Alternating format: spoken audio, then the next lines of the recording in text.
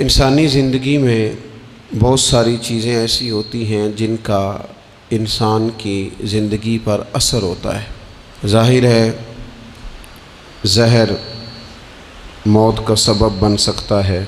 تریاک ایک ایسی چیز ہوتی ہے جو زہر کے اثر کو بھی کاٹ دیتی ہے۔ جب آپ کسی شخص کو برا بھلا کہتے ہیں تو لازمی نتیجہ یہ ہوتا ہے کہ وہ شخص آپ سے ناراض ہوتا ہے، اس کے چہرے پر آپ کے لیے اچھے تاثرات نہیں ابھرتے۔ اور جب آپ کسی شخص سے محبت کی بات کرتے ہیں، پیار کی بات کرتے ہیں تو وہ آپ کے قریب ہو جاتا ہے۔ آپ نے اگر کسی شخص کو مکہ دکھایا تو ظاہر ہے اسے غصہ آئے گا، لیکن اگر آپ نے کسی کو نظر جھکا کے محبت سے سلام کیا ہے تو یقیناً اسے آپ سے محبت ہوگی، آپ پہ پیار آئے گا۔ انسان کے اعمال کا اس کی زندگی پر اثر پڑتا ہے۔ ہمارے جو روزمرہ کے معاملات ہوتے ہیں اگر وہ صالحیت والے ہوں، نیک ہوں، اچھے ہوں تو وہ ہماری زندگی پر اثر چھوڑتے ہیں۔ اس سے ہماری زندگی خوبصورت ہوتی ہے، معنی خیز ہوتی ہے، ٹھنڈی ہوتی ہے، راحت والی ہوتی ہے۔ اور ہمارے اعمال اگر بد ہوتے ہیں، برے ہوتے ہیں تو اس کا لازمی نتیجہ یہ نکلتا ہے کہ ہماری زندگی سے سکون چلا جاتا ہے، آزمائشیں، پریشانیاں، تکالیف، دکھ بڑھ جاتے ہیں۔ قرآن مجید فرقان حمید نے ان دونوں عنوانات کو بیان کیا، فرمایا کہ من عمل صالحا من ذکر او انثی، جو بھی نیک عمل کرے چاہے مرد ہو چاہے عورت ہو، وہو مؤمن، ہو وہ مومن، فلنحیینہ حیاتا طیبہ، ہم ضرور اسے پاکیزہ زندگی عطا فرمائیں گے۔ اگر نیک اعمال کرو گے تو شرط ایک ہی ہے کہ مومن ہو، باقی مرد ہو یا عورت ہو یہ کوئی شرط نہیں۔ اگر نیک اعمال کریں گے تو فلنحیینہ حیاتا طیبہ، پھر ہم پاکیزہ زندگی اس شخص کو نوازیں گے۔ مسند امام احمد بن حنبل میں حضرت ابو ہریرہ رضی اللہ تعالیٰ عنہ سے مروی حدیث موجود ہے۔ نبی اکرم صلی اللہ تعالیٰ علیہ وسلم نے ارشاد فرمایا کہ رب کریم فرماتا ہے اگر میرے بندے کریں میری فرما برداری تو میں رات کو ان پر بارش برساؤں گا، دن کو سورج طلوع کروں گا، اور کبھی انہیں کڑک کی آواز بھی سنائی نہیں دے گی، آواز بھی کبھی ان کے قریب نہیں آئے گی کڑک کی۔ اگر میری فرما برداری کریں تو میں ان کے لیے آسانیاں کر دوں گا، رحمت ہو جائے گی بندوں۔ ہمارے جو اعمال ہوتے ہیں وہ لازمی طور پر ہماری زندگی پر اثر انداز ہوتے ہیں۔ آپ خود دیکھ لیں، ایسا نہیں ہے کہ ہماری باتیں صرف سامنے والے پر اثر کرتی ہیں، ہماری گفتگو، ہماری بات، ہمارا انداز ہمارے اپنے اوپر بھی اثر انداز ہوتا ہے۔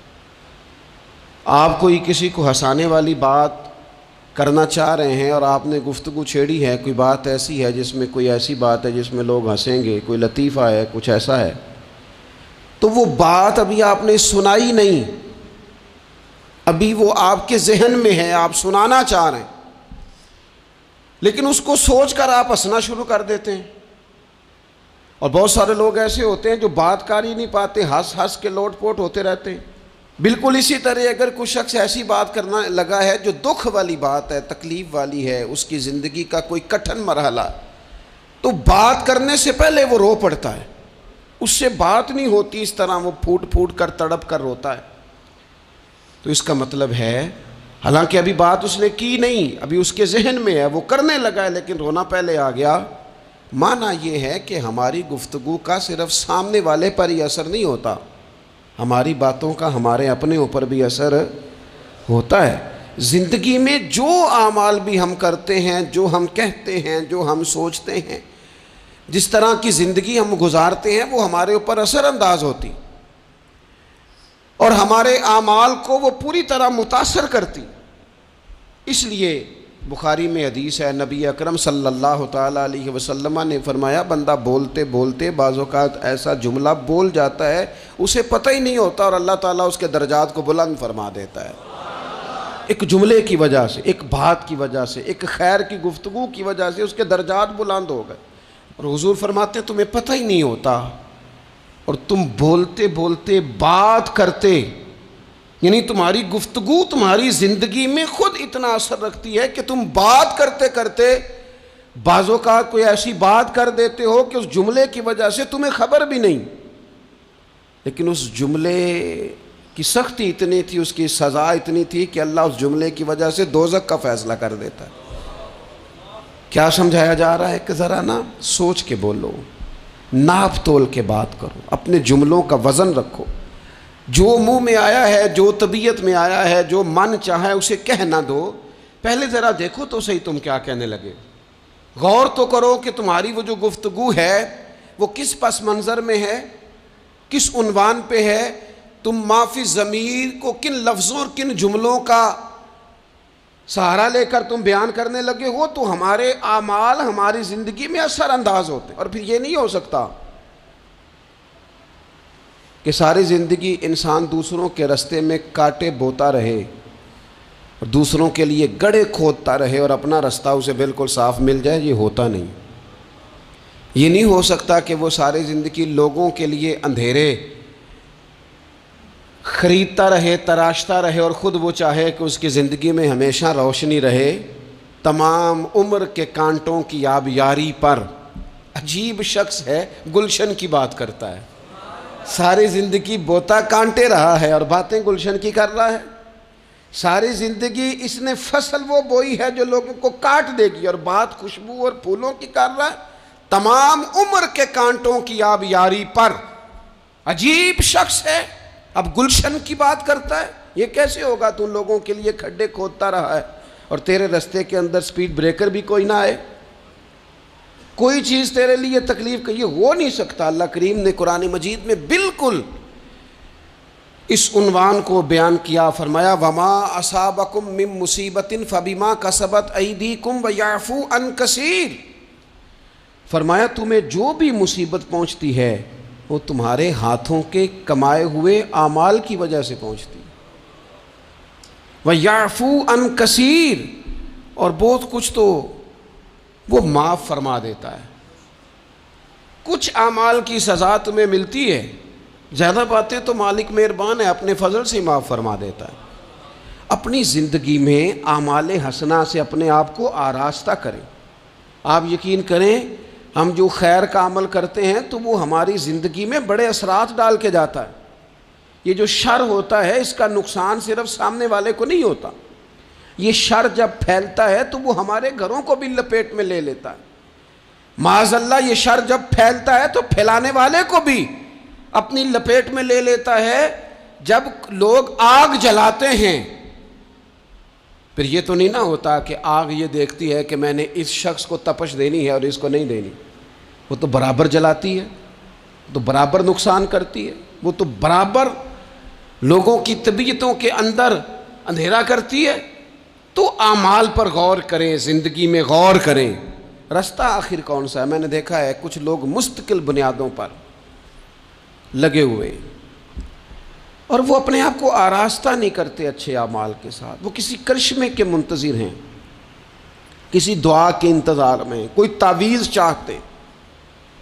وہ کہتے کوئی آئے اور کچھ ایسا کر جائے کہ ہماری زندگی بدل جائے۔ اپنے اعمال پر توجہ دیں، اپنے روزمرہ کی چیزوں کو دیکھیں کہ ایسا نہیں ہوتا کہ ہم کوئی ایسی چیز کھا لیں جو ہماری طبیعت کے ساتھ فٹ نہ ہوتی ہو تو ہمارا سارا سکون لے نہیں جاتی۔ ہم کوئی ایسی غذا استعمال کر لیں جو ہماری بیماری کو بڑھا دے تو وہ ہمارے لیے آزمائش کا سبب نہیں بن جاتی۔ تو بھائی ہمیں ان غلطیوں کا بھی پتہ ہوتا ہے کہ جو غلطیاں ہم کرتے ہیں تو ہماری زندگی بے چین ہو جاتی ہے۔ ہمیں ان خطاؤں کا پتہ ہے کہ جن خطاؤں کی وجہ سے ہمارے لیے بہت تکلیف اور بہت آزمائش ہو جاتی ہے، یہ کسی کو کم پتہ ہوتا ہے۔ وہ میں نے کسی سے ایک لفظ سنا تھا، میرے ذہن میں رہ گیا، کسی سیانے نے کہا تھا بندہ اپنا آپ ڈاکٹر ہوتا ہے، بندہ اپنا آپ طبیب ہوتا ہے، بندہ اپنا آپ ہی حکیم ہوتا ہے۔ اسے پتہ ہوتا ہے اس چیز سے طبیعت ٹھیک ہوتی ہے، اس چیز سے طبیعت خراب ہوتی ہے۔ وہ خود جا کے ڈاکٹر کو بتا رہا ہوتا ہے، وہ میں ذرا بد پرہیزی کر بیٹھا ہوں۔ او بھائی تو نیکی اور بدی کے معاملے میں بھی اپنا ڈاکٹر بن، غور کر۔ کسی کو پتہ نہیں تیرے بارے میں، پتہ ہو کہ نہ ہو تجھے تو پتہ ہے نا سارا۔ دوسروں کی غلطیوں کا شک ہوتا ہے، اپنا تو بندے کو پاک ہوتا ہے۔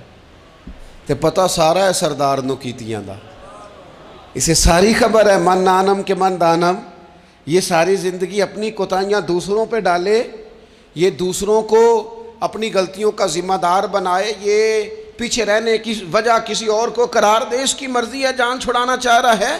ورنہ یہ یاد رکھیے کہ انسان کو خبر ہوتی ہے کہ میری زندگی کے اندھیروں کا سبب کیا ہے، اسے پتہ ہوتا ہے کہ یہ جو عمارت انکمپلیٹ رہ گئی ہے تو میں کہاں سست ہوا تھا تو رہ گئی ہے۔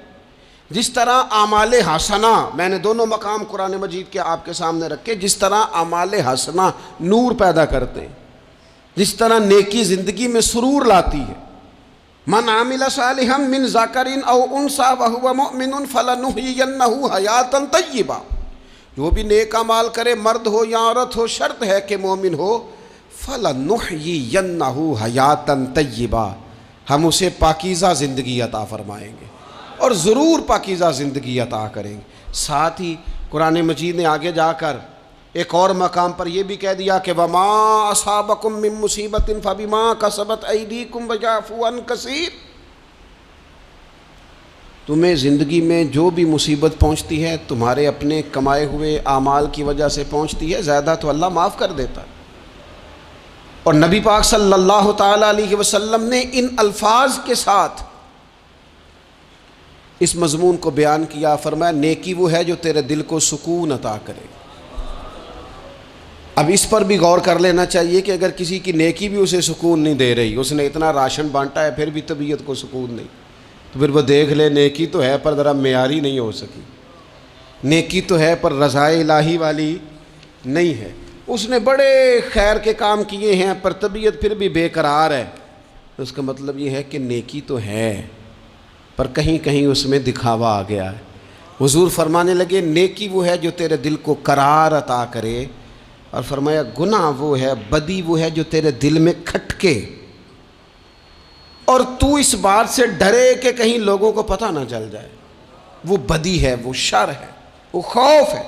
یہ بڑی عقل کے قریب تعریف ہے نیکی اور بدی کی، اگر سمجھ میں آئے تو۔ یہ جو نیکیاں ہیں یہ طبیعت کو ٹھنڈا کرتی